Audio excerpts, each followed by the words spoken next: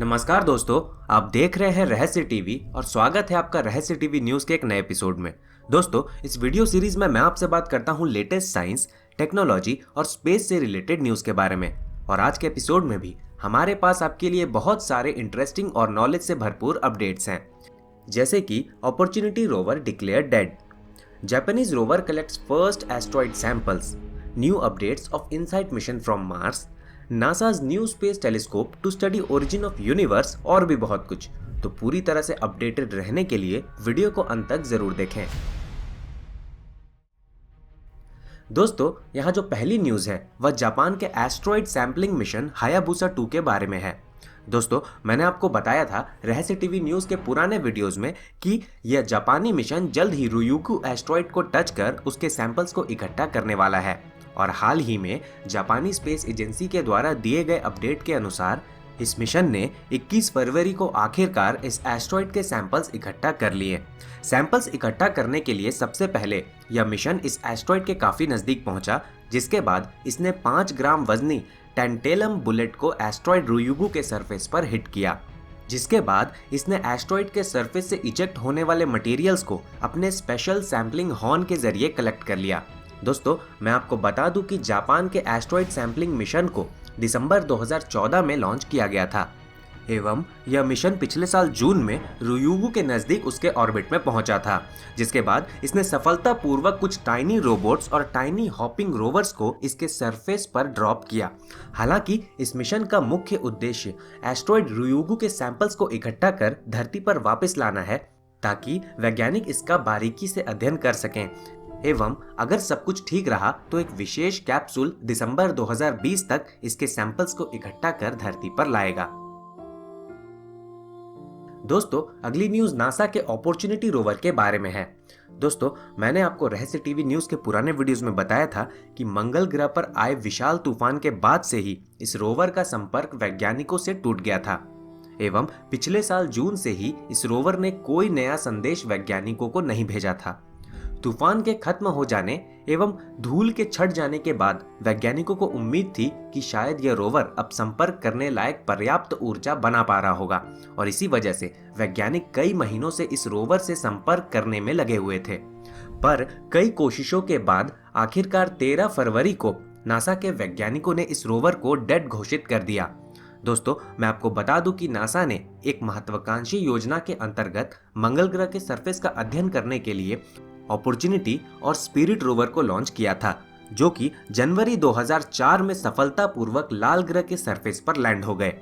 शुरू में इन मिशनों को केवल 90 दिनों तक ऑपरेट करने के लिए डिजाइन किया गया था, पर इन मिशनों ने सभी को चौंका कर रख दिया था। स्पिरिट रोवर 2010 तक एक्टिव रहा एवं अपॉर्चुनिटी रोवर पिछले 15 सालों से बिना रुके काम कर रहा था। इस रोवर ने कई ऐसी खोजें की जिसने मंगल ग्रह को देखने का हमारा नजरिया हमेशा के लिए बदल दिया। दोस्तों, अगली न्यूज नासा के इनसाइट मिशन से जुड़ा हुआ एक अपडेट है। दोस्तों, इनसाइट मिशन ने महीनों के अध्ययन के बाद आखिरकार अपने हीट प्रोब को मंगल ग्रह के सरफेस पर डिप्लॉय कर दिया है। 12 फरवरी को दिए गए अपडेट के अनुसार इनसाइट मिशन ने सफलतापूर्वक अपने हीट फ्लो और फिजिकल प्रॉपर्टीज पैकेज को लाल ग्रह के सरफेस पर डिप्लॉय किया। इस इंस्ट्रूमेंट का मुख्य उद्देश्य मंगल ग्रह के सरफेस पर करीब 10 फीट तक खुदाई करना है, जिसके बाद यह इंस्ट्रूमेंट मंगल ग्रह के सेंटर से आने वाले हीट का अध्ययन करेगा, जिसकी मदद से वैज्ञानिक मंगल ग्रह के इंटीरियर स्ट्रक्चर को और भी अच्छे तरीके से जान सकते हैं। इंस्ट्रूमेंट्स के डिप्लॉय होने के बाद यह खुदाई का काम शुरू करेगा, जिसमें इसे 2 से 3 हफ्तों का समय लग सकता है एवं इसके बाद इसमें मौजूद सेंसर्स हीट की रीडिंग लेंगे एवं इसके बाद यह और भी कई तरीके से एक्सपेरिमेंट्स कर उनकी रीडिंग्स लेगा। इन रीडिंग का अध्ययन कर वैज्ञानिक लाल ग्रह के इंटीरियर स्ट्रक्चर और फॉर्मेशन के बारे में और भी अच्छे तरीके से जान सकेंगे। दोस्तों, अगली न्यूज एक शॉकिंग रिसर्च के बारे में है। दोस्तों, शुरू में माना जा रहा था कि धरती पर जीवन शुरू करने के लिए जरूरी केमिकल्स मीटियोराइट्स द्वारा धरती पर लाए गए थे, जिसे लेट विनीर थ्योरी के नाम से जाना जाता है एवं अभी तक माना जाता था कि इन्हीं मीटियोराइट्स ने धरती पर कार्बन, नाइट्रोजन और कई जरूरी केमिकल्स को लाया। पर हाल ही में किए गए एक नए स्टडी में वैज्ञानिकों को कई चौंकाने वाली बातों का पता चला। स्टडी में पाया गया कि ये जरूरी केमिकल्स धरती पर मीटरॉइड के जरिए नहीं बल्कि एक भयानक टक्कर की वजह से आए थे, जिस टक्कर में हमारे इकलौते मून का जन्म हुआ था। दोस्तों, मैं आपको बता दूं कि यह भयानक टक्कर आज से करीब 4.4 बिलियन सालों पहले हुआ था, जब मंगल ग्रह के आकार का एक ग्रह थिया हमारे पृथ्वी से आकर टकराया था। इस टक्कर से निकले मलबे से हमारे पृथ्वी के इकलौते प्राकृतिक उपग्रह चंद्रमा का जन्म हुआ। वैज्ञानिकों के अनुसार इस टक्कर में पृथ्वी पर जीवन के लिए जरूरी केमिकल्स कार्बन, नाइट्रोजन आए थे, जिससे बाद में जाकर हमारे पृथ्वी पर जीवन की शुरुआत हुई। दोस्तों, अगली न्यूज एक कुइपर बेल्ट ऑब्जेक्ट अल्टीमा थ्यूल के बारे में है। दोस्तों, नासा के न्यू होराइजन्स मिशन ने उस समय इतिहास रच दिया जब यह कुइपर बेल्ट ऑब्जेक्ट में मौजूद एक मिस्टीरियस ऑब्जेक्ट 2014 MU69 यानी अल्टीमा थ्यूल के काफी नजदीक से होकर गुजरा था, जिसके साथ ही यह most distant planetary encounter in history of space exploration बन गया। 31 दिसंबर को नासा का यह स्पेस प्रोब अल्टीमा थ्यूल के मात्र 34 किलोमीटर नजदीक से होकर गुजरा था एवं इस दौरान इसने इस मिस्टीरियस ऑब्जेक्ट के बारे में कई महत्वपूर्ण जानकारियां जुटाई। अब धीरे धीरे यह प्रोब अपने द्वारा जुटाई गई जानकारियों को पृथ्वी पर भेज रहा है, पर यह स्पेस प्रोब धरती से बेहद ही दूरी पर मौजूद है, जिसकी वजह से इसे पूरे डेटा को भेजने में करीब 18 महीनों का समय लग जाएगा। न्यू होराइजन्स द्वारा भेजे गए शुरुआती तस्वीरों में हम इस मिस्टीरियस ऑब्जेक्ट को साफ साफ देख सकते हैं। शुरुआती जानकारियों का अध्ययन कर वैज्ञानिकों ने पाया कि यह ऑब्जेक्ट दो अलग अलग कुइपर बेल्ट ऑब्जेक्ट से मिलकर बना हुआ है एवं इसके जॉइंट में एक ब्राइट रिंग मौजूद है। साथ ही वैज्ञानिकों ने इसे वियर्ड स्नोमैन पैनकेक हाइब्रिड का दर्जा दिया है। आने वाले समय में यह स्पेस प्रोब जैसे जैसे जानकारियां भेजता रहेगा, वैज्ञानिक इस ऑब्जेक्ट के बारे में भी अच्छे तरीके से जानते रहेंगे। दोस्तों, अगली न्यूज सौरमंडल के आकार में मौजूद गैस प्लैनेट्स यूरेनस और नेपट्यून के बारे में है। दोस्तों, अभी तक कुछ ही मिशन हुए हैं जिन्होंने इन गैसीय ग्रहों का काफी बारीकी से अध्ययन किया है और इसी वजह से इन गैसीय ग्रहों के बारे में हमारी जानकारी बेहद ही कम है। धरती पर मौजूद वैज्ञानिक समय समय पर हबल स्पेस टेलीस्कोप की मदद से इन ग्रहों के एटमॉस्फेयर एवं वेदर का अध्ययन करते रहते हैं। अध्ययन में पाया गया कि धरती की तरह ही इन ग्रहों पर अलग अलग सीजन्स आते हैं, पर धरती से विपरीत इन ग्रहों पर ये सीजन्स कुछ महीनों तक नहीं बल्कि कई सालों तक चलते हैं।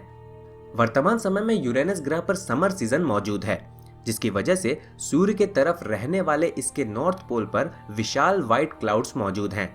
वैज्ञानिकों के अनुसार इस ग्रह का हर सीजन करीब 21 सालों का होता है और वहीं इसे सूर्य का एक चक्कर पूरा करने में 84 सालों का समय लग जाता है। इसके विपरीत नेपट्यून ग्रह पर वर्तमान में विंटर सीजन चल रहा है। वैज्ञानिकों के अनुसार इस ग्रह का हर सीजन करीब 41 सालों का होता है और वहीं इसे सूर्य का एक चक्कर पूरा करने में 165 सालों का समय लग जाता है। दोस्तों, अगली न्यूज नासा के एक नए स्पेस टेलीस्कोप के बारे में है। दोस्तों, भले ही आज हम मानवों ने स्पेस एक्सप्लोरेशन के क्षेत्र में काफी तरक्की कर ली है, न सिर्फ आज हम दूसरे ग्रहों पर जाकर उनका अध्ययन कर रहे हैं, साथ ही हम हमारे आकाशगंगा से परे दूसरे गैलेक्सीज का भी अध्ययन करने में सक्षम हो चुके हैं। पर दुनिया भर के वैज्ञानिक आज भी यह जानने की कोशिश कर रहे हैं कि हमारे ब्रह्मांड का निर्माण किस प्रकार हुआ था एवं यह कैसे आज भी प्रकाश की गति से फैलता जा रहा है। और इन्हीं सवालों का जवाब जानने के लिए नासा के वैज्ञानिकों ने फैसला किया कि वे 2023 अंत तक एक विशेष स्पेस टेलीस्कोप लॉन्च करने जा रहे हैं। इस मिशन को spectrophotometer for the history of the universe नाम दिया गया है।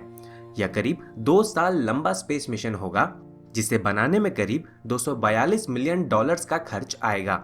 यह स्पेस टेलीस्कोप हमारे ब्रह्मांड में मौजूद 300 मिलियन आकाशगंगाओं एवं हमारे आकाशगंगाओं में मौजूद करीब 100 मिलियन स्टार्स का अध्ययन करेगा। अध्ययन द्वारा कलेक्ट किए गए डेटा की मदद से वैज्ञानिक हमारे ब्रह्मांड से जुड़े कई रहस्यों से पर्दा उठा सकते हैं। धन्यवाद दोस्तों, आज के वीडियो में बस इतना ही। पिछले वीडियो में पूछे गए प्रश्न का सबसे रोचक और सही जवाब दिया है राहुल गुप्ता एवं द फैक्ट्स ने। उनसे अनुरोध है कि अपना पेटीएम नंबर जल्द से जल्द हमारे चैनल के ईमेल आईडी पर मेल करें। दोस्तों, और आज का सवाल है कि मरकरी यानी बुध ग्रह का अध्ययन करने वाला पहला मिशन कौन सा था एवं इसका मुख्य उद्देश्य क्या था। धन्यवाद दोस्तों, आज के वीडियो में बस इतना ही। आपको यह वीडियो कैसा लगा मुझे नीचे कमेंट कर जरूर बताएं, और अगर आपको यह वीडियो पसंद आया हो तो इसे लाइक कर शेयर जरूर करें। और अगर आपने अभी तक हमारे चैनल को सब्सक्राइब नहीं किया है तो आप हमारे चैनल को सब्सक्राइब कर बेल आइकन को जरूर दबाएं, क्योंकि मैं आपके लिए ऐसे ही अमेजिंग और इंटरेस्टिंग वीडियोस लाता रहूंगा। धन्यवाद।